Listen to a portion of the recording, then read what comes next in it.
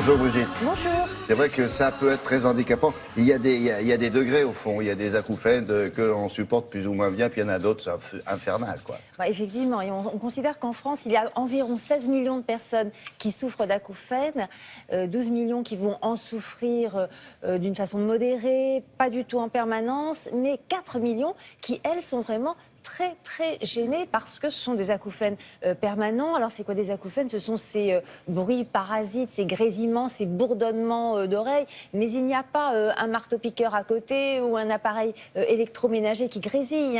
À l'extérieur, il n'y a pas de bruit, c'est à l'intérieur que ça se passe dans le système auditif. Et on connaît maintenant un petit peu mieux les causes des acouphènes. On sait que très souvent c'est provoqué par un traumatisme sonore. Vous êtes à côté d'une détonation, vous êtes dans un concert où le nombre de décibels explose.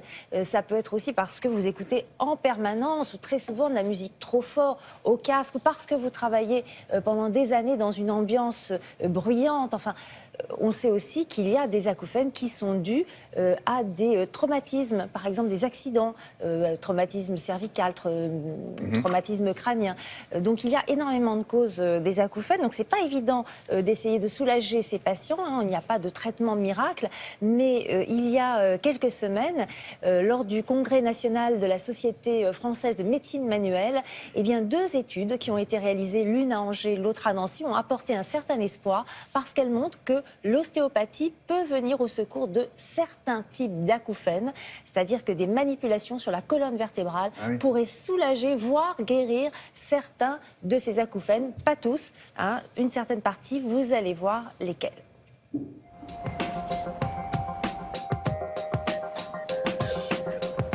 Ces 2 études ont porté chacune sur très exactement 25 patients sélectionnés. Ces acouphènes étaient d'origine mécanique, puisqu'il s'agissait de patients ayant subi la plupart du temps un traumatisme ou un trouble postural au niveau du cou, de la tête, voire de la mâchoire. Par exemple, ça peut être un accident de la route, de la circulation, ça peut être un accident sportif, ça peut être dans les suites d'une anesthésie générale, assez fréquemment après un arrachage de dents qui a duré, qui a été difficile, mais encore après une manœuvre d'ostéopathie mal réalisée au niveau du rachis cervical.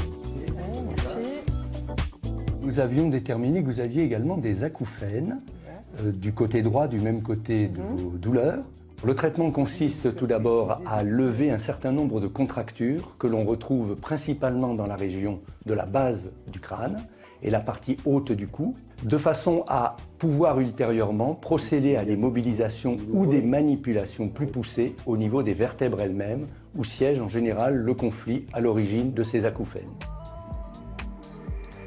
Vous allez relever le menton légèrement. Vous maintenez, vous ne bougez plus.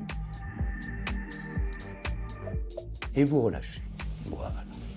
Très bien.